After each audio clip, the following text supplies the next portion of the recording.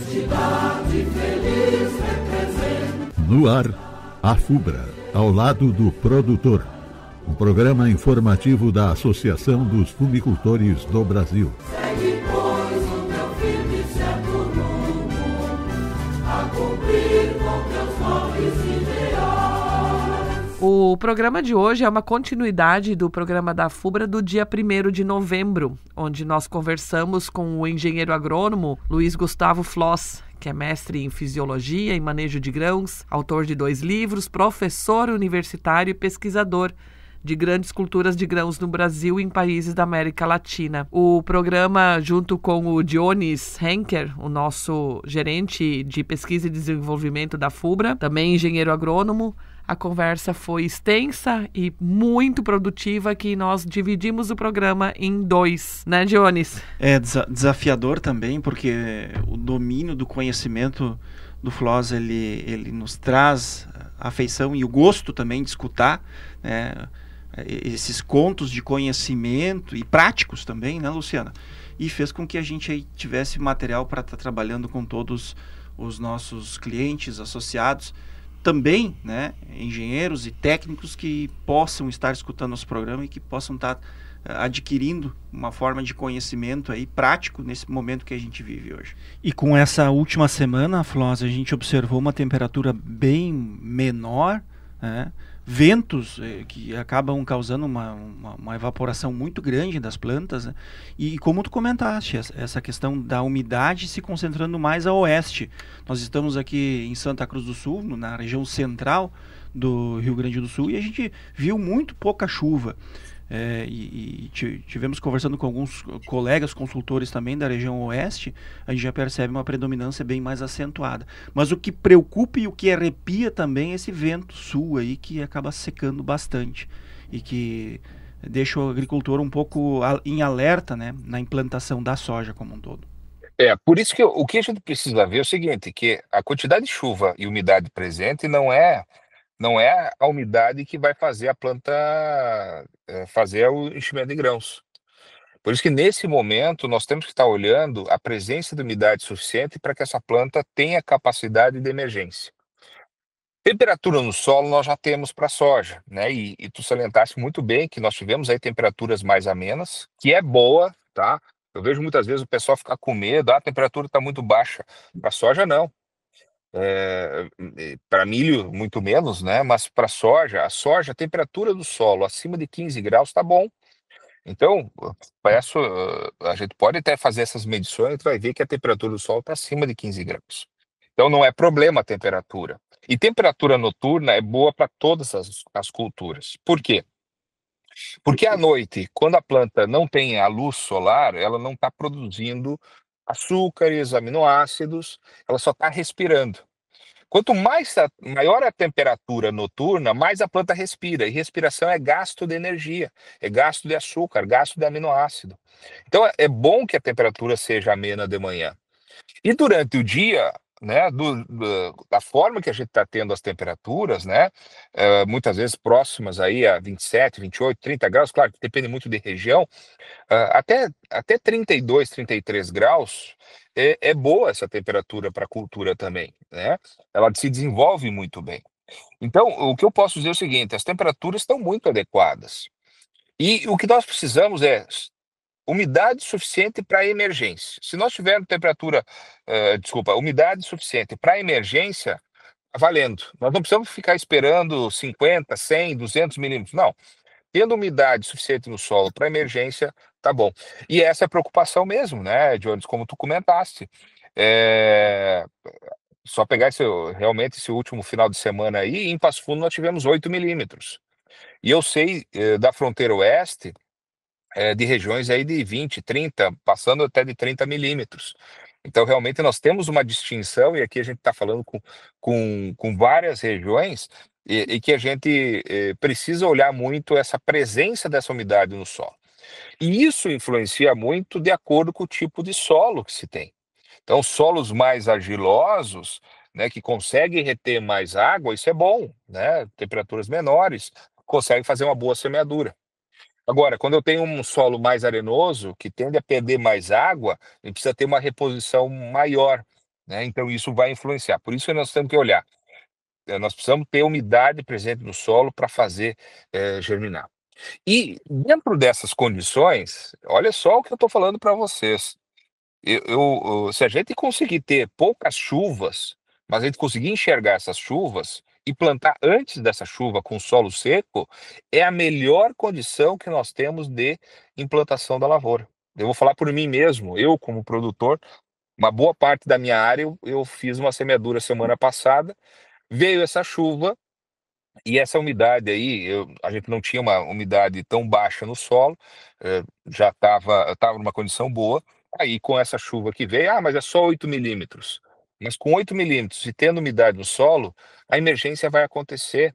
A gente tendo uma semente de boa qualidade, vai acontecer essa emergência. Então, é importante a gente olhar também a qualidade da semente, além da questão do solo, para ter aquilo que a gente está chamando de boa implantação, né? Boa implantação nada mais é do que conseguir colocar essa semente e que tenha umidade nos próximos dias suficiente para que aconteça o processo de germinação e posteriormente emergência, e uma emergência mais uniforme possível. Esse é o primeiro passo que a gente precisa ter. Essa é a implantação ideal para a cultura da soja. E quando falamos em excesso ou falta de chuva, agora para auxiliar o produtor, quais são as fases da soja mais críticas e que merecem maior atenção do produtor? Luciana, a fase mais crítica que a gente pode ver com falta de água é durante o florescimento, né? Então, como hoje nós temos cultivares de ciclo indeterminado, esses cultivares têm um período de florescimento até longo. E isso faz com que a gente possa ter, durante esse período todo, momentos de mais umidade, menos umidade, e a gente não perder tudo, né, ou ganhar tudo. Mas então, florescimento é o momento mais crítico da cultura da soja. Então, quando a gente vai olhar no sul do Brasil, né, então no Paraná a gente tem um florescimento, né, para quem planta já em setembro, o florescimento já acontece agora novembro para dezembro. Então, agora, aliás, tem cultivares, hoje com cultivares indeterminados, até já em outubro, final de outubro já estão florescendo, obviamente. Mas novembro para início de dezembro seria o momento mais crítico.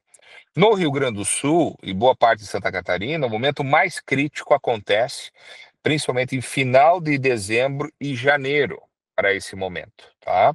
Então, esse é o momento mais crítico. Então, se a gente olhar os trabalhos que existem sobre isso, mostram que a demanda da cultura da soja é em torno de 7 a 8 milímetros de chuva por dia nessa fase do florescimento. O segundo momento mais crítico que acontece de quantidade de chuva, de água, né, para a planta, é na fase de enchimento de grãos, né, posterior ao florescimento. Então, nós vamos ter o enchimento de grãos. E depende aí em torno de 6 a 7 milímetros por dia, dependendo também muito da temperatura presente e da evapotranspiração. Então, por isso que quando a gente se preocupa com os momentos críticos, né, é que no Paraná, em grande parte do Paraná, principalmente norte do Paraná, não se falte chuva entre novembro e dezembro. Sul do Paraná, Santa Catarina e Rio Grande do Sul, que não falte chuvas, principalmente em janeiro e fevereiro. E aquelas regiões onde se faz uma semeadura mais do tarde, que não falte no mês de março, né? Então, quando a gente vai olhar essas diferentes regiões, né, são demandas diferentes pelo momento que a cultura está presente, mas principalmente a partir do florescimento. Agora, usando a tecnologia a favor do agricultor, de que forma o monitoramento climático ou mesmo o uso de ferramentas digitais podem ajudar o nosso agricultor a tomar essas decisões de uma maneira mais segura para a safra? Bom, com certeza acompanhar o clima é fundamental, principalmente no curto prazo, tá? No longo prazo a gente tem uma tendência. No curto prazo, quando a gente fala aí 2, 3, 4 dias, a gente tem aí uma condição um pouco mais tranquila de tomada de decisão. Então, por exemplo, eu dei um exemplo antes que eu tomei uma decisão importantíssima a partir do momento que a gente tinha previsão de chuva. E apesar de a gente não ter a certeza da quantidade, mas essa chuva do último final de semana, eu tomei a decisão de plantar uma boa parte da minha área de soja antes da chuva. Tinha uma condição de solo boa, tinha chuva em cima, tenho certeza que já no próximo final de semana eu vou estar vendo a soja germinando. E essa é uma tomada de decisão importante com base na questão climática. Outro ponto, já depois do desenvolvimento, é importante a gente observar as umidades presentes para a gente fazer a aplicação de herbicidas, aplicação de fungicida, né? A planta precisa estar em atividade, precisa ter umidade suficiente para que a planta se mantenha em atividade quando a gente vai fazer essas aplicações. Quando tem um período muito seco, a gente precisa cuidar das aplicações de herbicida, de fungicida, senão o dano por fitotoxicidade é maior do que o ganho no controle de plantas daninhas e pragas, né, ou doenças. Então a gente poder cuidar essa condição climática, né, ficar sempre atento para a gente fazer o melhor uso das tecnologias que estão no mercado e com certeza a gente poder ter menos perdas. E para reduzir essas perdas, né, quanto mais a gente vai chegar em momentos críticos, seja com excesso de chuvas ou com falta de chuva, utilizar ferramentas que possam minimizar esse estresse na planta, né? Então hoje a gente utiliza de bioestimulantes, principalmente, não só, mas principalmente com base em extrato de algas, para minimizar esse estresse, para que a planta não sofra tanto e continue o seu crescimento. Então, quanto mais nós tivermos previsões com condições não tão adequadas para a planta, mais essas tecnologias nos entregam um resultado mais positivo também. E falando agora um pouco mais o que a gente pode sempre levar em conta, em consideração do que vem acontecendo, quais as lições que as últimas safras deixaram sobre a influência do clima no rendimento da soja aqui no sul? Eu acredito, Luciana, que a principal lição é a gente não colocar todos os ovos numa única cesta. E quando eu falo isso, eu queria recordar um histórico um pouco mais longevo, principalmente da safra, entre as safras 2013 e 2019, que nós tivemos safras excelentes, né? Foram praticamente 7 safras excelentes que nós tivemos, e o produtor pensou assim, ó, nunca mais vai vir uma seca. E os últimos anos mostrou que nós tivemos um tombo muito grande. E o que estava se mostrando quando se tem chuvas boas, né? Tinha regiões que estavam plantando soja só no mês de outubro. Quanto mais cedo e mais precoce, produzia mais. Quando vem em momentos de seca, e a gente não sabe quando essa seca vai acontecer, pode fazer com que esse período, essa semeadura do cedo, cultivar precoce, pode ser a pior produtividade. Então, eu acredito que a maior lição que a gente tem é que é o seguinte: a gente não tem domínio sobre o clima. A gente pode ter algumas informações e direcionamentos, mas a gente não domina o clima. E não dominando o clima, nós precisamos nos precaver. Nós precisamos, então, voltando àquela máxima, né, colocar os ovos em diferentes cestas. E eu volto a comentar a importância de nós fazermos um planejamento de escalonar a nossa semeadura, né, ter aí pelo menos 30, 40 dias de diferença entre a primeira soja e a última soja, com pelo menos 2 ou 3 grupos de maturação, para que a gente possa, então, correr menos risco e a gente não perder tanto. Eu acredito que esse é a principal estratégia que nós podemos ter para a gente minimizar os riscos climáticos. Show, é uma baita lição justamente nas questões de dicas, né, Floss? E a gente praticamente aqui encerra praticamente o programa, né, Floss? E também, assim, gostaria que tu trazesse uma mensagem para o nosso ouvinte, talvez que possa estar tendo aí uma ideia do quanto ele pode estar, algumas outras dicas importantes aí que também possam ser relevantes aí do dia a dia, não só da implantação agora, mas também dos tratos fisiológicos envolvidos aí no uso de algumas ferramentas de bioestimulantes e também de controle de doenças para a próxima safra aí. Deixar uma mensagem para o nosso ouvinte. Jones, o que eu posso falar para o produtor é assim, ó, eu estou muito otimista com essa safra, essa é a palavra, tá? Olhando as previsões. Claro que a gente precisa ter um pé no chão, né, com relação a tudo isso, por isso que eu fiz a comparação com a safra 2021, Mas também a gente sabe que clima pode mudar em 30 dias, pode ter mudanças, né? Mas quando a gente olha hoje as previsões, os mapas, eu sou muito otimista. E para quem me conhece sabe que se por acaso eu visse situações ruins para a frente, eu ia dizer, olha pessoal, vamos botar as barbas de molho porque nós estamos com problemas de clima muito ruim. E não é o caso, tá? Então eu queria deixar até muito claro para vocês, e de novo, não quer dizer o que a gente está falando hoje, daqui 30 dias não possa mudar.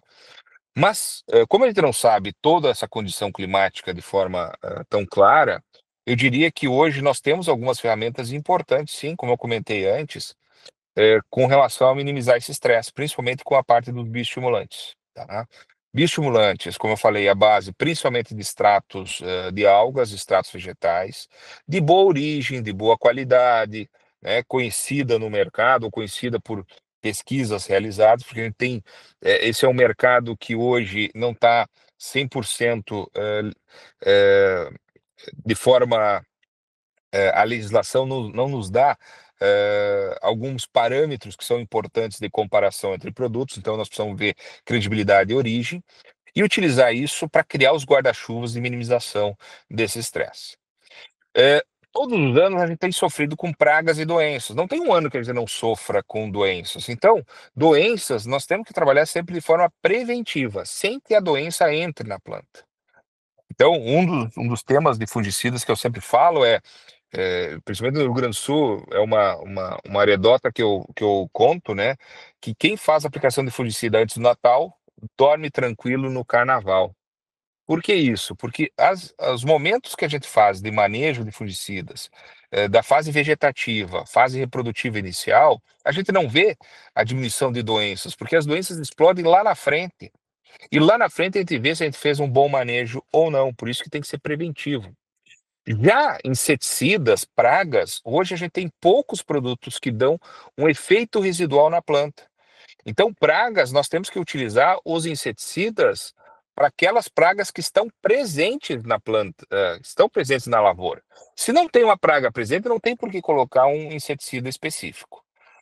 A menos que a gente trabalhe com alguns biológicos. Biológicos, como são seres vivos que estão se reproduzindo e têm alguns efeitos sobre as pragas, é importante que eles sejam aplicados muito cedo, né? A gente não chama de preventivo, mas a gente chama de aplicação precoce. Precisa ter um pouquinho de praga na lavoura para a gente aplicar um biológico. A gente não pode ter excesso, porque daqui a pouco a gente não consegue fazer esse controle excessivo. Então, pessoal, eu tenho certeza que nós temos uma mudança muito grande nas tecnologias e como manejar em relação ao passado. Então, vamos aproveitar essas tecnologias e utilizar no momento correto para a gente não perder tempo para isso. Foram 2 programas muito importantes, muito esclarecedores. Creio que os produtores têm um material rico e amplo para poder trabalhar essa nova safra agora que está começando, que está em andamento, o que é muito importante. Vou deixar mais uma vez um agradecimento para o FLOS pela disponibilidade de estar conosco numa verdadeira aula, como falei no programa passado, uma verdadeira aula para os produtores e para os técnicos que estão nos ouvindo. E um agradecimento a ti, novamente, Jones, por estar sempre conosco aqui. Um bom dia e uma boa semana para todos nós. Desejar a todos os nossos clientes e também associados da FUBRA uma generosa semana de trabalho e uma expectativa de ótima implantação e também manejo dentro da cultura da soja. No próximo sábado, neste mesmo horário e nesta mesma emissora, mais um programa A FUBRA, ao lado do produtor. Programa informativo da Associação dos Fumicultores do Brasil. Segue, pois, o teu firme e certo rumo, a cumprir com teus nobres